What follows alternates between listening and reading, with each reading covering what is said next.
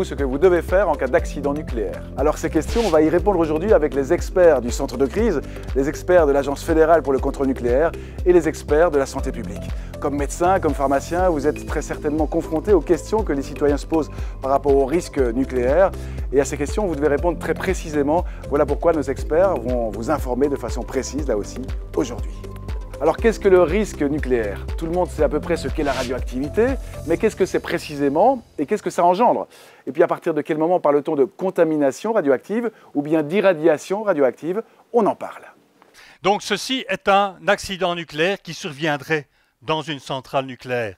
Il pourrait y avoir à un moment donné, c'est relativement peu probable, mais c'est jamais exclu. Gagner au loto, c'est aussi très peu probable. Il y en a quand même qui gagnent, c'est un peu la même chose, sauf qu'ici c'est un peu un manque de bol par rapport au fait de gagner au loto. Donc on libérerait dans l'atmosphère toute une série de produits radioactifs, des gaz rares, de l'iode, un élément très important, et éventuellement toute une série d'autres produits qui seraient libérés sous forme de petites particules qu'on appelle des aérosols. Maintenant, ce nuage radioactif va être dispersé, libéré, dispersé par le vent. Bien sûr, la radioactivité ne reste pas pendue dans l'air comme ça ad vitam aeternam. Une partie peut se déposer sur le sol. Déjà, le passage du nuage va vous irradier, mais une partie de cette radioactivité va se déposer sur le sol, donnant lieu à une contamination de l'ensemble des surfaces. Une contamination soit par dépôt sec, soit par dépôt humide lorsqu'il pleut, qui va contaminer l'ensemble des gens qui se baladent à l'extérieur, qui va contaminer le bétail, qui va contaminer les terres agricoles, les rues, les trottoirs, les bâtiments, et qui va donner lieu à une contamination externe et une irradiation externe à partir des dépôts. C'est ce qu'on appelle en anglais le ground shine. Une fois que le nuage est parti, vous allez avoir une activité résiduelle au niveau des surfaces et notamment des prairies, des cultures qui peuvent être ingérées par les animaux, qui peuvent être ingérées directement par nous ou au travers de la filière animale, ce qui va donner lieu à une contamination interne. Deux types de contamination interne, l'inhalation quand vous êtes dans le nuage, pendant le passage du nuage, une contamination interne qui va devenir importante à long terme, qui est l'ingestion de produits contaminés. Distinction importante à faire entre irradiation externe, la source se trouve à l'extérieur de l'organisme, elle irradie, elle envoie des rayonnements vers l'individu qui se trouve à proximité. Par rapport à une contamination, soit externe, où la radioactivité se trouve déposée en surface des individus, donc elle le contamine sur ses cheveux, sur ses mains, sur ses vêtements, l'irradiant de ce fait également, mais plus grave aussi, la contamination interne qui aurait été le résultat d'une inhalation ou d'une ingestion et qui va rester relativement plus longtemps, plus difficile à s'en débarrasser parce que c'est dans l'organisme et ce ne seront que par les voies biologiques que l'on va pouvoir l'éliminer. Alors, l'irradiation externe, en fait, c'est quand je vais au soleil. Je suis exposé à des rayonnements. En fonction de ma sensibilité, je suis blond, je rougis, je suis une peau mate, je brunis. Je rentre à la maison, je me mets à l'ombre, je ne suis plus irradié. J'ai enlevé quelque part la source d'exposition. Je donne la main à quelqu'un, j'ai pris un coup de soleil, je ne lui donne pas mon coup de soleil. Je bronze, je ne lui donne pas ma couleur, mon teint hâlé. Donc ça, c'est quelque chose qui est non transmissible. L'irradiation externe n'est pas contaminante ni irradiante pour les personnes que vous allez fréquenter par la suite. Vous enlevez la source, vous n'êtes plus irradié. Par contre, la contamination externe, c'est la pluie. Vous vous baladez sous la pluie, vous êtes mouillé. Vous rentrez chez vous, vous embrassez votre compagnon, votre compagne, il peut être mouillé de ce fait. Donc, la contamination externe est transférable. Et il faudra enlever ses vêtements, il faudra prendre une douche pour pouvoir en éliminer une grande partie. Donc, qu'est-ce qu'il faut faire? Essentiellement, on se met à l'abri. On se met à l'abri. Pourquoi? Parce que la radioactivité extérieure est plus importante que la radioactivité qui va pénétrer dans votre habitation. Vous vous êtes calfeutré dans votre maison, vous êtes presque sous une cloche à fromage et vous êtes protégé de la contamination de l'air à l'intérieur de la maison. D'autre part, vous vous protégez de l'irradiation du nuage parce que vous mettez entre vous et la radioactivité des barrières qui sont le toit, qui sont les murs. C'est la raison pour laquelle mettez-vous dans une pièce la plus centrale possible et évitez de vous balader à l'extérieur parce que là, vous risquez une forte contamination et une forte irradiation. Contamination externe et contamination interne en respirant. N'oubliez pas non plus qu'au plus vous êtes loin de la source, rappelez-vous mon nuage avec mon modèle, les couleurs devenaient de plus en plus fades. Eh bien, si vous faites tourner un modèle de dispersion dans un nuage radioactif à partir d'une source, vous voyez, j'ai repris plus ou moins les mêmes couleurs. Au plus on est loin de la source, au moins on est exposé, bien sûr. Le risque est d'autant plus important près de la source. C'est pour ça qu'on a des zones de planification très proches de nos sites nucléaires et qu'au-delà, on a les zones d'extension pour lesquelles on a prévu maintenant la possibilité d'étendre les contre-mesures comme la prise d'iode ou la mise à l'abri, mais pour lesquelles ça ne s'adresserait principalement qu'aux groupes sensibles, aux groupes les plus sensibles, c'est-à-dire les enfants, les femmes enceintes et les femmes qui allaitent.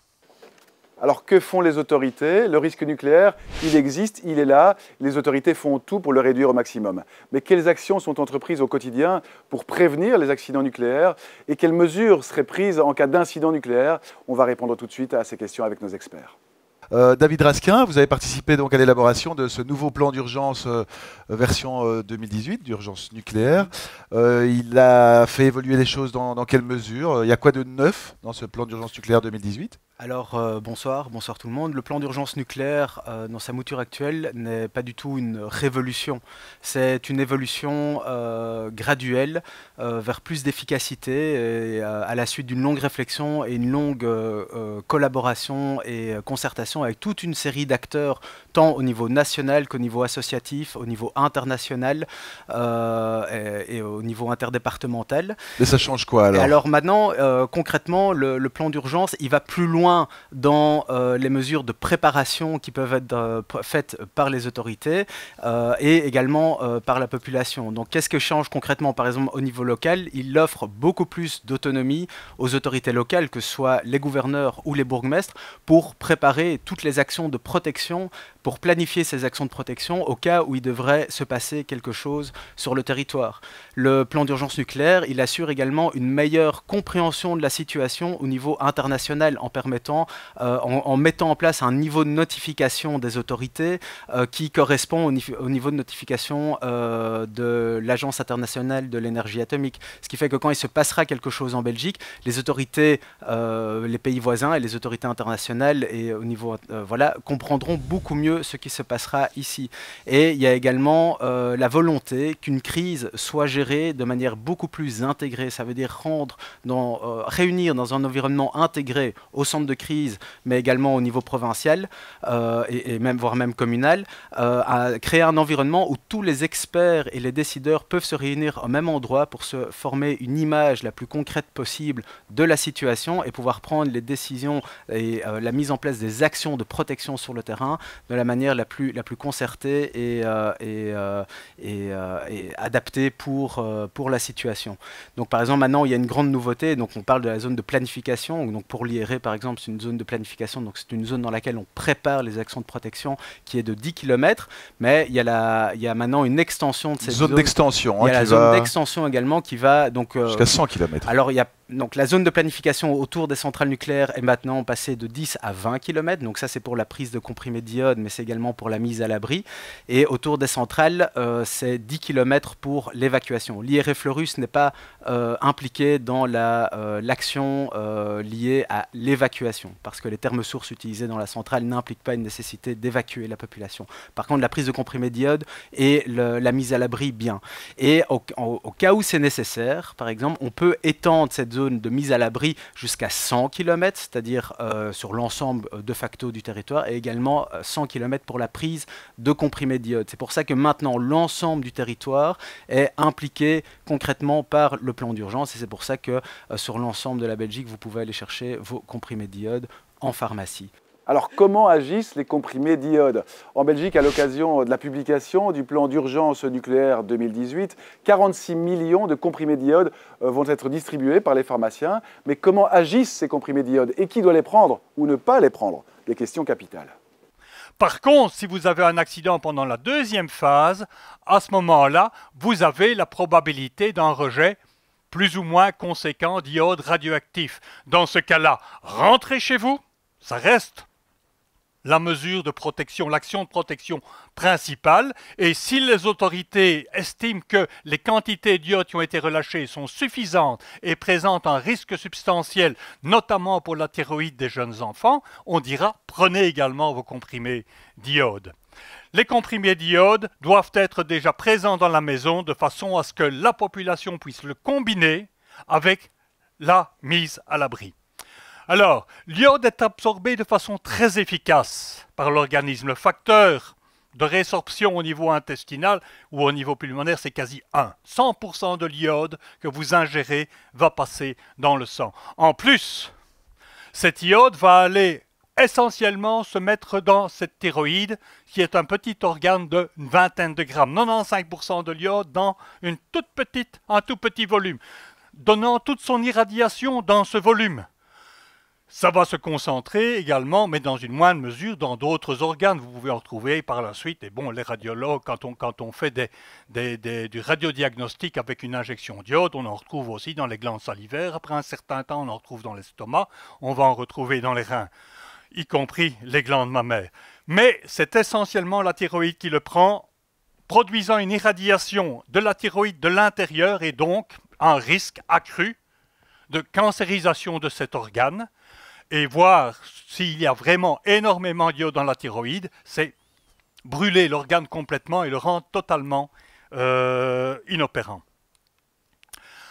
Qu'est-ce qui se passe lorsqu'on ne prend pas d'iode stable avant le passage d'un nuage radioactif contenant de l'iode? Eh bien, vous avez un peu d'iode dans la thyroïde. Nous sommes en Belgique légèrement carencés en iode. Le fait que nous vivions dans ce pays qu'on appelle la Belgique fait que notre alimentation ne nous apporte pas suffisamment d'iode. On est quelque part un peu des crétins. Pas des Alpes, mais des crétins de Belgique. Vous dites ça aux Français, ils sont très contents et ils sont tout à fait d'accord avec vous. On a une légère carence en iode. Tout iode qui va passer, la thyroïde le prend. Et donc, si vous n'avez pas saturé votre thyroïde, si vous ne prenez pas vos comprimés, tout l'iode radioactif symbolisé par les petites croix va pratiquement s'accumuler dans votre thyroïde, donnant une grosse dose à la thyroïde. Si vous prenez par contre vos comprimés d'iode avant d'être exposé à l'iode radioactif, vous saturez votre thyroïde en iode stable. À partir de ce moment-là, c'est comme si j'avais un seau avec un fond d'eau, je complète mon seau avec de l'eau pratiquement à ras-bord, essayez de mettre de l'huile dedans, l'huile va s'écouler à l'extérieur, c'est ce qui va se passer avec l'iode radioactif. Très peu de cet iode radioactif que vous allez inhaler va pouvoir s'accumuler dans la thyroïde, d'où un bénéfice en termes de dose à cet organe.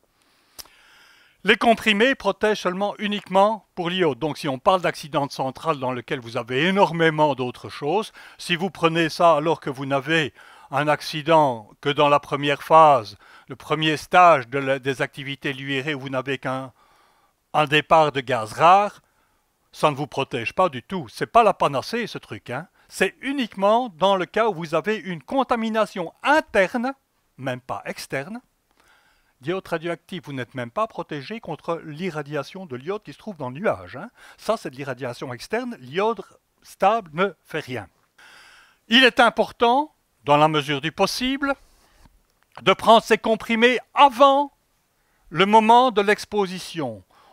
Si vous les prenez quelques heures avant, voire jusqu'à 12 heures avant, votre thyroïde a le temps de se saturer et vous n'avez plus de prise d'accumulation d'iode radioactif. Si vous le prenez plus tard, l'iode radioactif va commencer à s'accumuler dans votre thyroïde et donc l'efficience de la prise devient réduite. Maintenant, ce graphique est un peu tordu quelque part, dans la mesure où c'est un truc expérimental, où on a donné une injection d'iode radioactif. Donc ça ne représente pas ce qui se passe dans un accident où vous avez un nuage qui passe pendant un certain temps.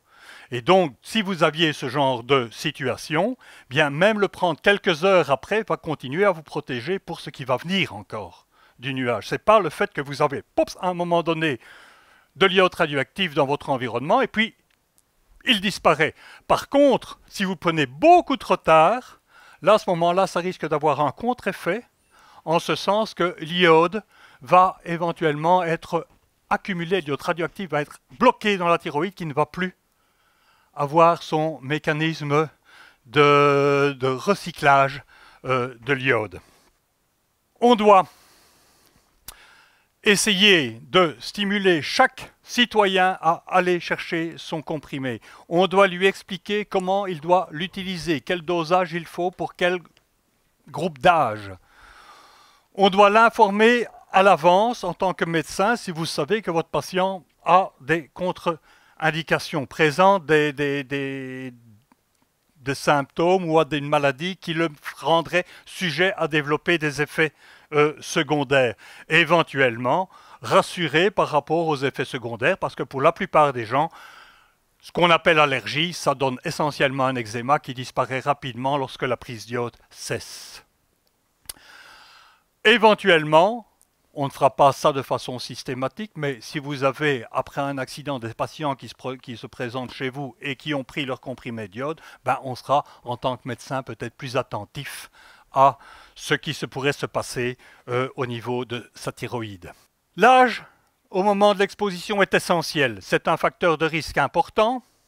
Et un des premiers exemples qu'on peut vous montrer, c'est cette étude qui a été menée entre les enfants exposés après l'accident de Tchernobyl, des enfants de Bélarus, comparé à un groupe d'enfants témoins en Grande-Bretagne.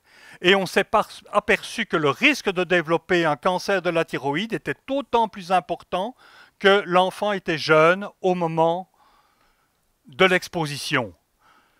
Je pense que ce graphique parle de lui-même.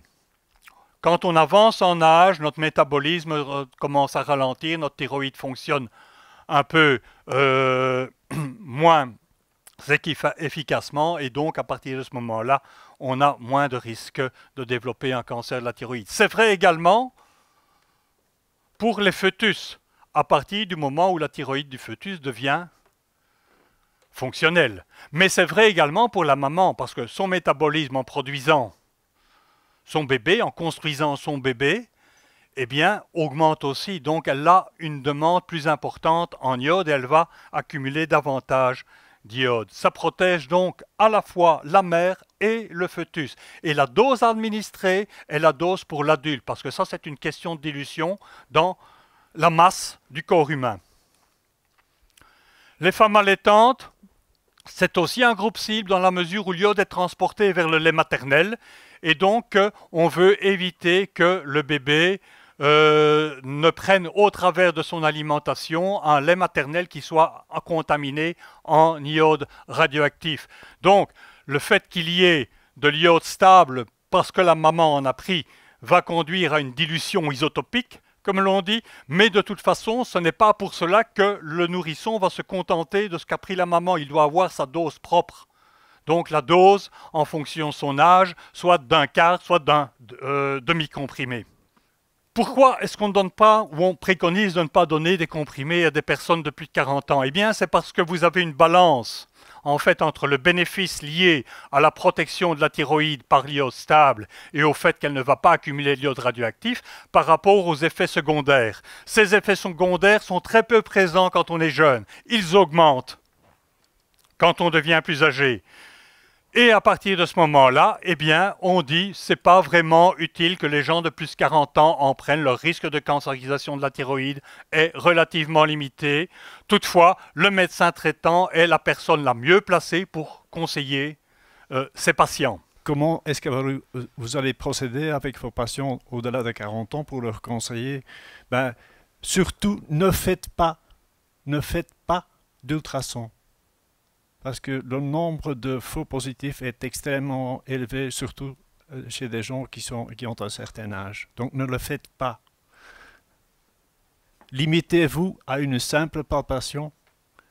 Et du moment que vous faites de toute façon un contrôle biologique, ajoutez TSH.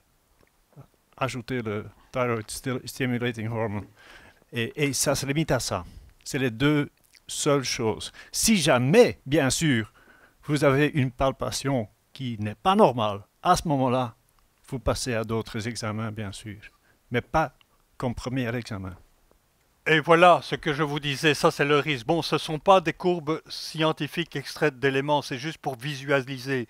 Donc vous avez le risque relatif qui est très bas au début de la grossesse, dans le premier trimestre de la grossesse pour le fœtus. Il n'a pas encore de thyroïde, donc ça ne pose pas vraiment un problème. À partir du moment où il développe sa thyroïde et il commence à accumuler, son risque augmente très fortement. Et rappelez-vous le graphique après Tchernobyl, ça diminue aussi très rapidement jusqu'à atteindre des valeurs qui sont très très faibles. Par contre, le risque d'effets secondaires peut augmenter substantiellement à partir de l'âge de 40 ans. Donc c'est schématique, c'est juste pour expliquer, ça n'a aucune valeur scientifique, mais ça vous permet de vous rendre compte que si, en fait, le risque d'exposition à l'iode radioactif devait fortement augmenter, c'est-à-dire que cette courbe devait se déplacer vers le haut, bien vous voyez que le point de rencontre va se déplacer vers les âges les plus importants. Donc 40 ans n'est pas une valeur, comment vais-je dire, limite. C'est quelque chose qui pourrait évoluer en fonction des circonstances et en fonction de l'évaluation par nos spécialistes au niveau de la cellule d'évaluation. Elle est grande, en fait, ce risque est grand parce qu'on a un risque d'hypothyroïdie chez le fœtus et le nouveau-né pour l'effet de Wolff-Chaikoff. Elle devient grande parce qu'on a aussi un risque d'hyperthyroïdie chez les personnes âgées. Au plus on avance en âge, au plus on risque de faire ce type d'effet secondaire. Et donc l'analyse, en principe, dans la plupart des cas, montre que l'âge où la balance revient à l'équilibre est plus ou moins de 40 ans. Juste pour ajouter, la plupart des gens d'ici, de la région d'ici, devraient déjà avoir leurs comprimés qui datent encore de la campagne 2011. Ils ont été produits et la date qui est inscrite sur les boîtes sera 2010. Ça veut dire qu'ils sont toujours valables et qu'ils vont sans doute rester encore valables pendant 20, 30, 40 ans. Ceux que j'ai dans mon bureau datent d'une production de 82. Ils sont toujours valables. Et vous leur faites confiance totalement?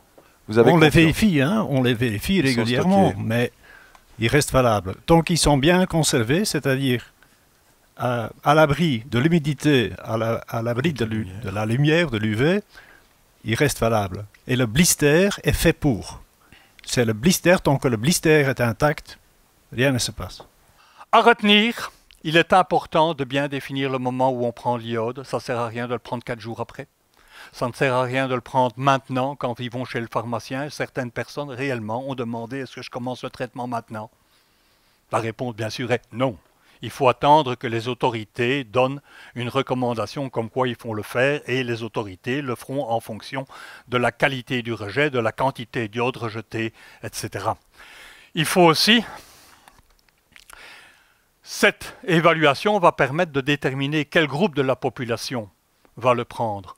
Nous avons des niveaux guides qui disent, à partir d'une certaine dose à la thyroïde de l'enfant, le risque est important qu'il fasse un cancer, qu'il développe plus tard un cancer, donc on va lui donner des comprimés d'iode. Chez l'adulte, ce niveau guide est beaucoup plus élevé parce que le risque de développer un cancer chez l'adulte est beaucoup plus faible. Donc on pourra éventuellement attendre plus longtemps. Il n'empêche que si les gens veulent prendre leur comprimé d'iode, même en étant adulte, même si ce n'est pas recommandé, le risque qu'ils développent des effets secondaires est quand même relativement faible, hein, y compris pour les gens qui ont plus de 40 ans. Donc si ça quelque part, socialement, psychologiquement, ça les soulage, bon, pourquoi pas? De toute façon, ce qu'on va avoir en Belgique, c'est souvent une prise unique. On espère qu'on n'aura pas un triple accident comme on l'a eu à Fukushima, qu'on n'aura pas un accident avec un rejet qui va durer plusieurs jours, voire de l'ordre de la semaine, de sorte que la prise unique est en principe notre, comment vais-je dire, je ne dirais pas notre credo, mais ce qu'on pense qui sera le plus réaliste. Il n'empêche qu'une prise, une répétition de la prise n'est pas exclue, sauf Chez la femme enceinte, je pense. Et chez le tout petit, oui, forcément. Là, pas de prise répétée. Pardon? Pas de prise répétée pour les femmes enceintes et les tout petits. Non, non, non, parce que là, l'effet de deux fois une grosse dose, une énorme dose, c'est plus de 1000 fois la dose journalière que l'on a habituellement. C'est quand même pas si anodin que ça. Et on rappelle donc que le signal sera donné par les médias, l'autorité passera par les médias pour donner, allez-y maintenant, prenez votre comprimé d'iode. Hein. Ou par Bialert, évidemment, donc on en revient aux médias qui sont très importants dans ces cas-là, et le Bialert, les GSM, écoutez la radio, qui dans ces cas-là... C'est le message qu'on répète, qu'on martèle de plus en plus, mettez-vous à l'abri, écoutez la radio, ayez vos comprimés sous la main au cas où.